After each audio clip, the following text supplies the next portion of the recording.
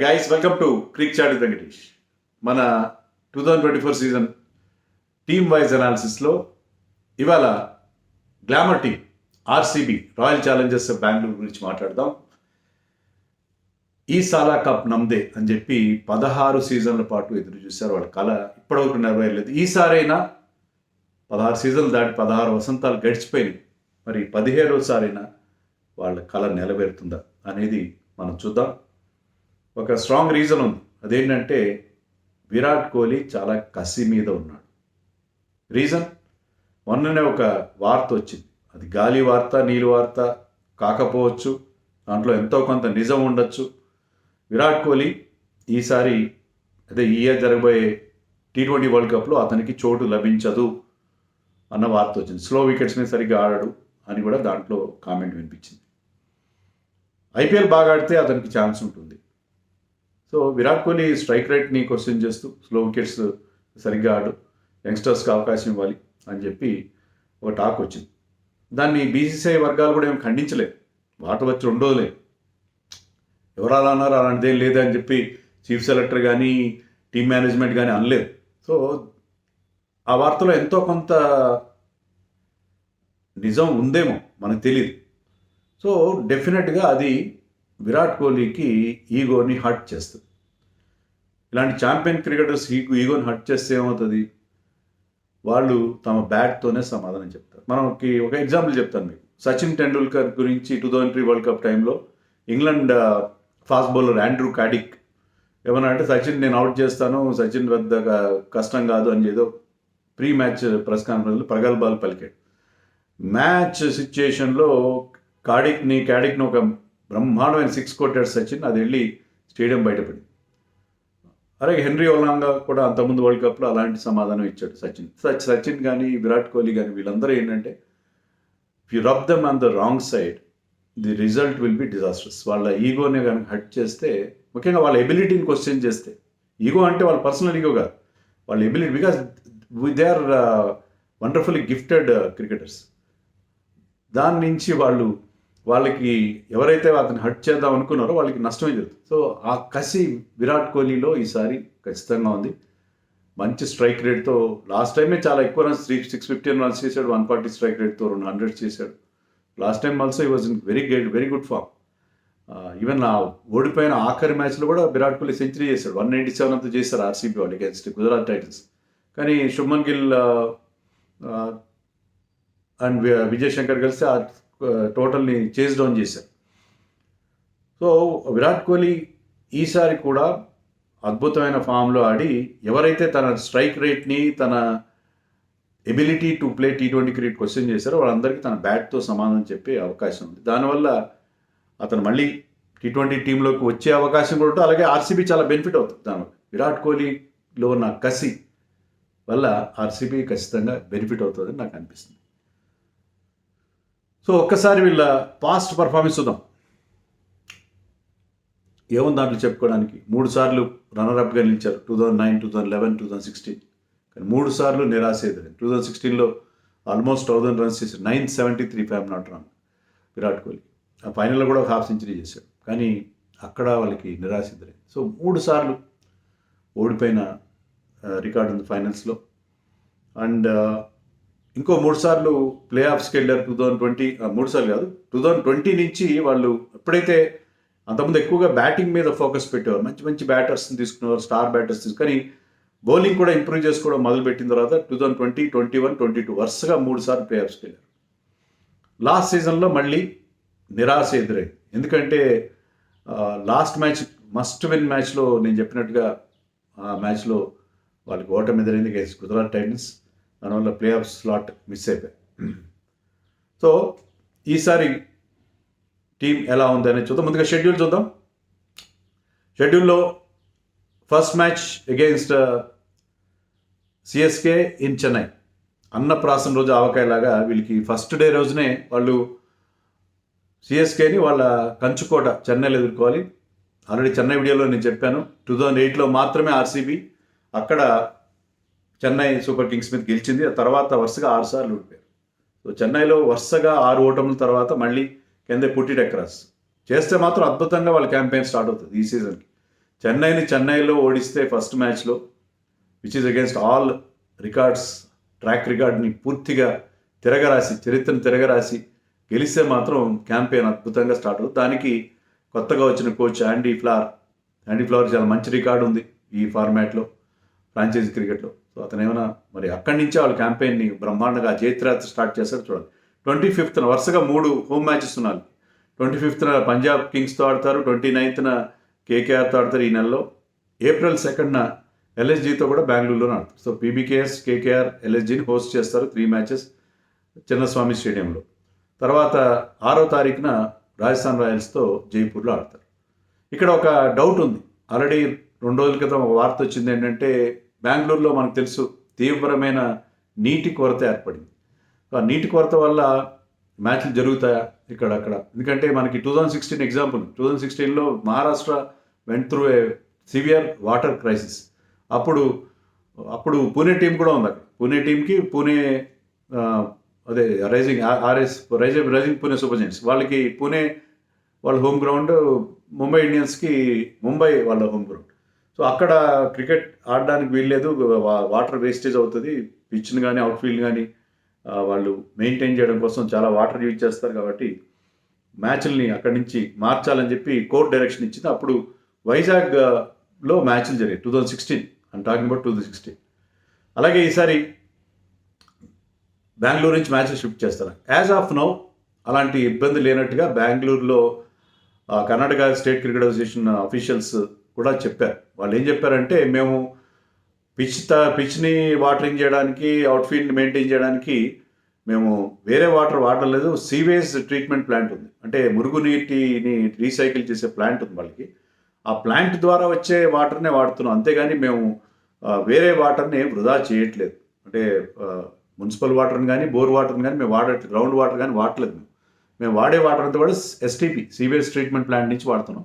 కాబట్టి మేము వాటర్ని ఏమి వృధా చేయట్లేదు, వాటర్ని అనవసరంగా వెయిట్ చేయలేదు. ఎందుకంటే ఇక్కడ కార్లు కూడా కడగద్దని అక్కడ వాళ్ళందరికీ వాటర్తో కడగద్దని వాళ్ళకి అక్కడ నోటీసులు వెళ్ళాయి.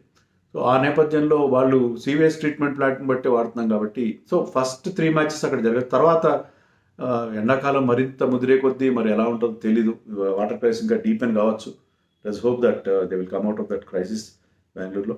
బట్ కంటిన్యూ అవుతాయి లేదని చూడాలి. ప్రస్తుతానికైతే ఎలాంటి ప్రమాదం ఉన్నట్టుగా లేదు, అక్కడే మ్యాచ్లు జరిగే అవకాశం అయితే కనిపిస్తుంది. ఇప్పటికి వీళ్ళ ఆక్షన్ పిక్స్ ఎలా ఉన్నాయి, నేను వీడియో కూడా చేశాను. I was not happy with their auction picks. ఎందుకంటే 3 ఫారిన్ ప్లేయర్స్ తీసుకున్న. అల్జరీ జోసెఫ్ చాలా పెద్ద అమౌంట్ పెట్టారు, 12 కోట్ల ఎంత పెట్టారు.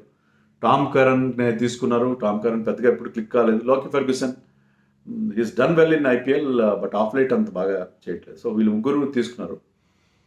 తర్వాత ఇండియన్ పిక్స్లో యష్ దయాల్కి ఎక్కువ అమౌంట్ పెట్టారు. స్వప్నిల్ సింగ్ అని ఒక లెఫ్ట్ ఆర్మ్ స్పిన్నింగ్ ఆల్రౌండర్, బరోడాకి చెందిన player, basically left arm spinner. అతనిది సౌరవ్ చౌహాన్ అని ఒక big hitting player, also from Gujarat. I think సౌరాష్ట్రకో గుజరాత్కో ఆడతాడు. అతను కూడా తీసుకున్నారు. అంత ఇంపార్టెంట్ పిక్స్. యష్ దయాల్, రింకు సింగ్ అతను 5 6లు కొట్టుండొచ్చు ఒక ఓవర్లో, కానీ is very good left arm pacer. So Yash Dayal is good. But వాళ్ళకి ఆల్రెడీ ఆకాష్ దీప్ ఉన్నాడు, Vyshak Vijay Kumar also did well last season. మరి మరొక పేసర్ కోసం అంత ఎక్కువ ఎందుకు అమౌంట్ పెట్టారో నాకు అర్థం కాలేదు. ఎందుకంటే వీళ్ళకి మిడిల్ ఆర్డర్లో వాళ్ళ బ్యాటర్స్ సరిగ్గా కలిసి రాకపోవడం అనేది మనం చూసాం. అటు అనుజ్ రావత్ కానీ సుయాష్ ప్రభుదేశాయ్ కానీ అంది రాలేదు. ఇంకా వేరే వాళ్ళు కూడా ఎవరు కూడా వాళ్ళకి మిడిల్ ఆర్డర్లో మహిపాల్ లోమ్రోర్ కూడా అంతంత మాత్రంగానే పర్ఫామ్ చేశారు. సో వాళ్ళకి instead of going for so much of amount, ఈ పేసర్స్ కూడా అంతమంది అవసరం లేదు. ఆల్రెడీ వాళ్ళకి రీస్టాప్లీ ఉన్నాడు. ఉన్నప్పుడు ఒక్క పేసర్ కోసం అయితే సరిపోయేది, కానీ they went for 3 foreign pacers. So అది కొంచెం ఇబ్బందిగా అనిపిస్తుంది. అలాంటి బదులు సమీర్ రిజ్వీ, కుమార్ కుషాగ్రా లాంటి ఇండియన్ యంగ్స్టర్స్ ఎవరికి మీద అయితే చాలా బాగా పర్ఫామ్ చేయగలరు, లోయర్ డౌన్ ఆర్డర్ వచ్చి ఆడగలుగుతారో అలాంటి ఒకరిద్దరు ప్లేయర్ తీసుకుంటే ఇంపాక్ట్ ప్లేయర్ కానీ పనికొచ్చారు.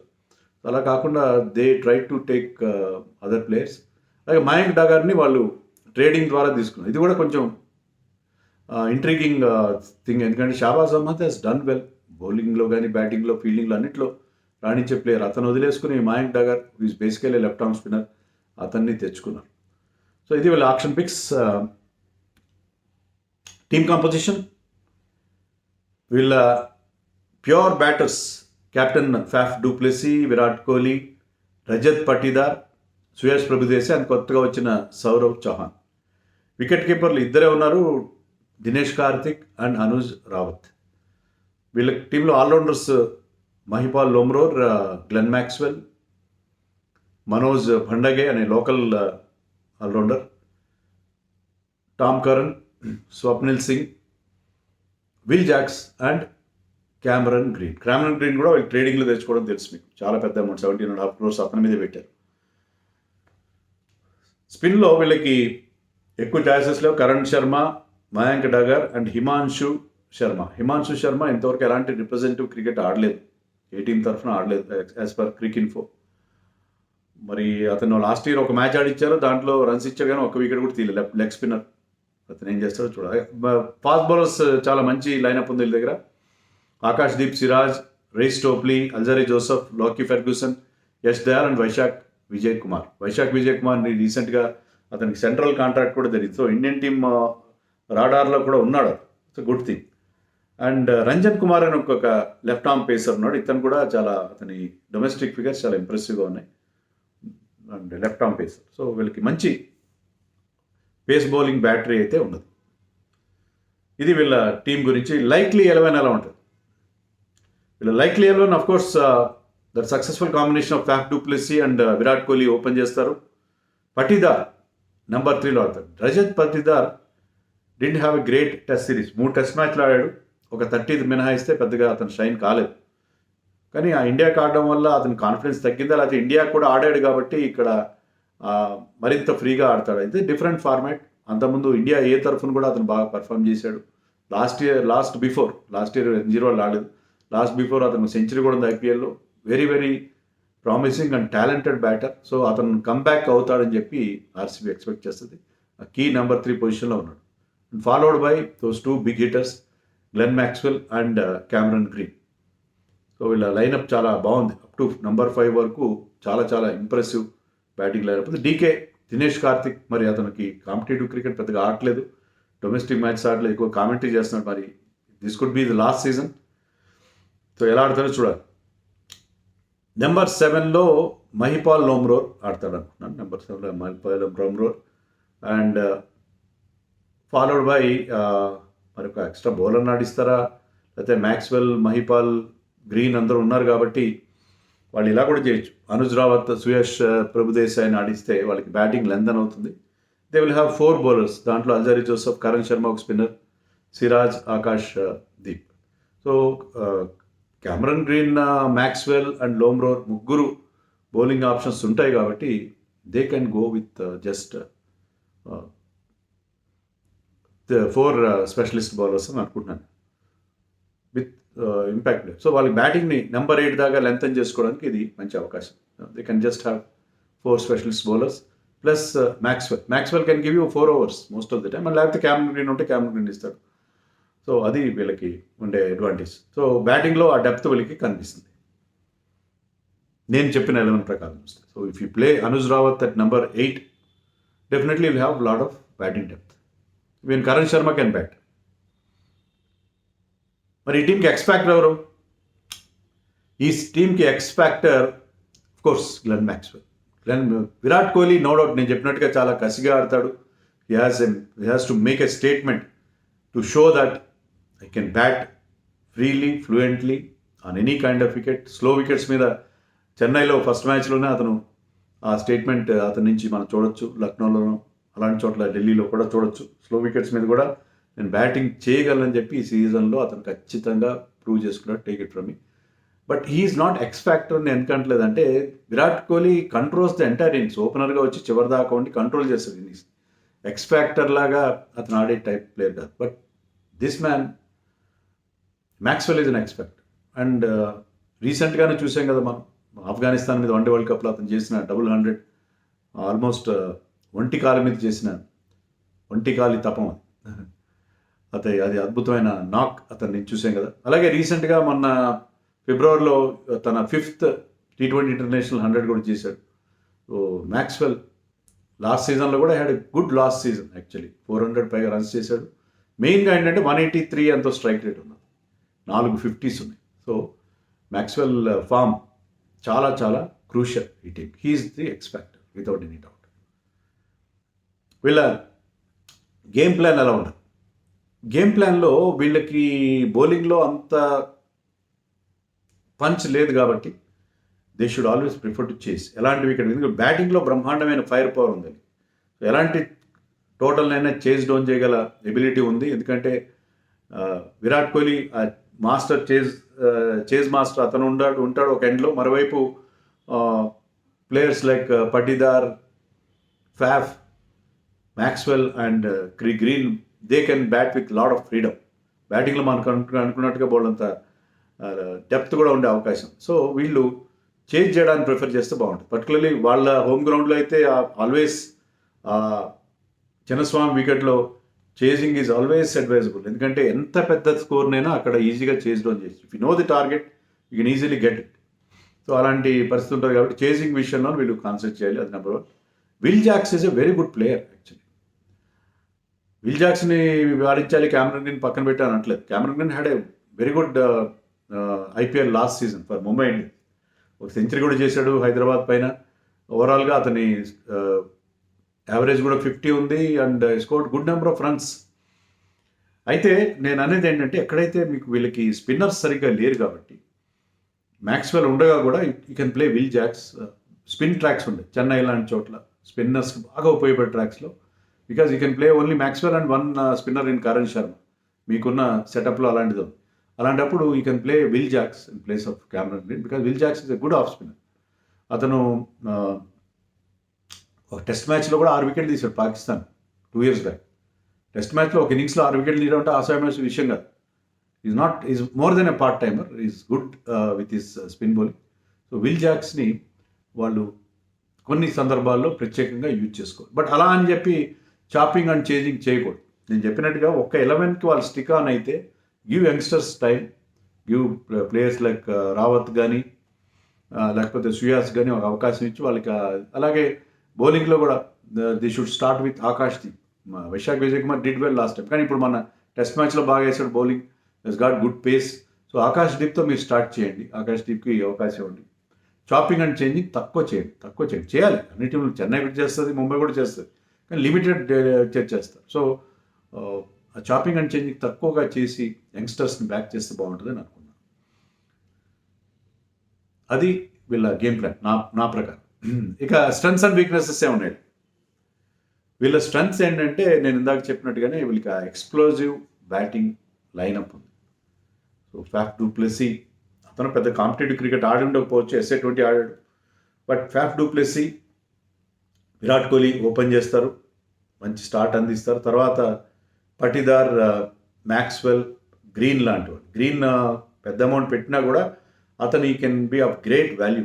ఎందుకంటే అతను కూడా మంచి ఫామ్లో ఉన్నాడు. మొన్న వెల్లింగ్టన్ టెస్ట్ మ్యాచ్లో న్యూజిలాండ్ పైన మిగతా వాళ్ళు ఎవరు 50 కొట్టిన సందర్భం అతను 174 నాట్అవుట్ పెట్టాడు. సో చాలా మంచి, అంటే వేరే ఫార్మాట్ టెస్ట్ మ్యాచ్ కావచ్చు, కానీ అతనికి ఆ కాన్ఫిడెన్స్ చాలా బాగా పనిచేస్తుంది. అండ్ లాస్ట్ సీజన్ నేను చెప్పినట్టుగా వికెట్స్ కూడా తీశాడు ముంబైకి. 6 వికెట్లు తీశాడు. సో క్యామరన్ గ్రీన్ చేరడంతో ఏంటంటే వీళ్ళ బ్యాటింగ్లో ఆ బ్రహ్మాండమైన ఫైర్ పవర్ వచ్చింది. లాస్ట్ టైం లేని ఫైర్ పవర్ వచ్చింది. అది వీళ్ళకి బాగా ఉపయోగపడే అంశం. అండ్ ఈజ్ అన్ ఆల్రౌండర్ కాబట్టి మీకు will be of great value for this team అని అనుకుంటున్నాను. సో వీళ్ళకున్న అండ్ డీకే లాస్ట్ సీజన్ బాగా ఆడి ఉండకపోవచ్చు, కానీ ఈ లాస్ట్ సీజన్లో ఏదో తనకే లాస్ట్ సీజన్ కాబట్టి సరే ఏదో మ్యాజిక్ చేసే ఆ పరిస్థితి ఉంది అతను. డెఫినెట్గా అతని నుంచి మనం ఒక స్వాన్ సాంగ్, ఒక హంసగీతి ఎక్స్పెక్ట్ చేయొచ్చు. సో వీళ్ళ బ్యాటింగ్లోనే బాగుంది. మహిపాల్ లమ్రోర్ ఆల్సో లాస్ట్ టైం మంచి స్ట్రైక్ రేట్తో బ్యాటింగ్ చేసి ఒక 50 చేశాడు. ఈజ్ ఎ టాలెంటెడ్ బ్యాట్స్మెన్, నాకు నచ్చే batsmen. So Mahipal Lomror left hander కూడా. సో అతను ఖచ్చితంగా ఈ టీంకి అంది వస్తాడని అనుకుంటున్నాను. సో వీళ్ళ బ్యాటింగ్ లైనప్ చాలా బాగుంది. రెండోది వీళ్ళకన్నా అడ్వాంటేజ్ కోహ్లీ. నేను చెప్పినట్టుగానే అతను మంచి కసి మీద ఉన్నాడు, మంచి కోపం మీద ఉన్న Kohli is a danger man. So అతను ఈ will definitely make a statement. అది వీళ్ళకి కలిసి వచ్చే మరొక అంశం. వీళ్ళ టీంలో ఆల్రౌండర్స్ కూడా బాగున్నారు. ఎందుకంటే Maxwell, Cameron Green, Will Jacks, తర్వాత ఇండియన్ ఆల్రౌండర్స్ కూడా ఉన్నారు. Mayank Dagar can bat. So Mahipal Lomror, Manoj Bhandage, Swapnil Singh, Tom Curran, వీళ్ళందరూ ఆల్రౌండర్స్ ఉన్నారు. కాబట్టి ఈ ఆల్రౌండర్స్ వీళ్ళకి బ్యాటింగ్లో బౌలింగ్లో ఆప్షన్స్ ఇవ్వగల ప్లేయర్స్ ఉన్నారు. అది కూడా ఒక అడ్వాంటేజ్గా మనం చెప్పుకోవాలి. సో ఇది వీళ్ళకి ఉన్న బేసిక్ ఇది. తర్వాత వీళ్ళ పేస్ బౌలింగ్ కూడా చాలా బాగుంది. రీస్టాప్లీ నేను పెట్టలేదు, ఎందుకంటే అతను ఇంజర్డ్ లిస్ట్లో అతను ఇంజరీ అని చెప్పి ఆ మధ్య వార్త వచ్చింది. టామ్ కరన్ కూడా బీబీలో ఇంజర్డ్ అయ్యాడు, మరి ఇప్పుడు ఫిట్ అయ్యాడో లేదు తెలీదు. ఇంకా వాళ్ళు జాయిన్ అయినట్టుగా లేదు. వాళ్ళ ట్విట్టర్ అకౌంట్ చెక్ చేస్తే చాలామంది ప్లేయర్స్ హోమ్ కమింగ్ పెట్టారు, కానీ వీళ్ళిద్దరూ వచ్చినట్టు లేదు. ఇంకా Reece Topley is a good bowler actually. Reece Topley ఎందుకంటే tall left arm pacer like Mitchell Starc. ఈ thing is taller than Starc. So left arm pacers ఎప్పుడు డేంజరస్గా ఉంటారు. ఇంకా హైట్ అడ్వాంటేజ్ కూడా అతను ఉంది.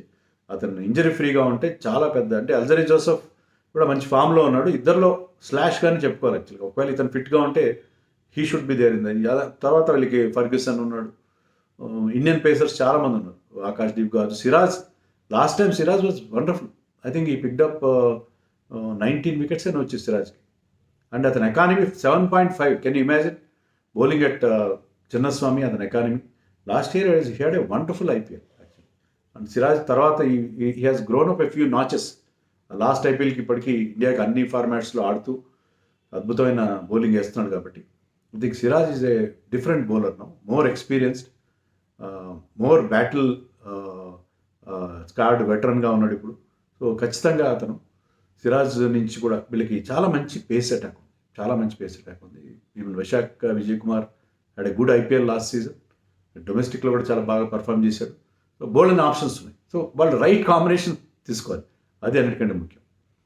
ఇక వీళ్ళ లోపాలు ఏంటంటే స్పిన్ అటాక్ ఏమాత్రం బాగాలేదు.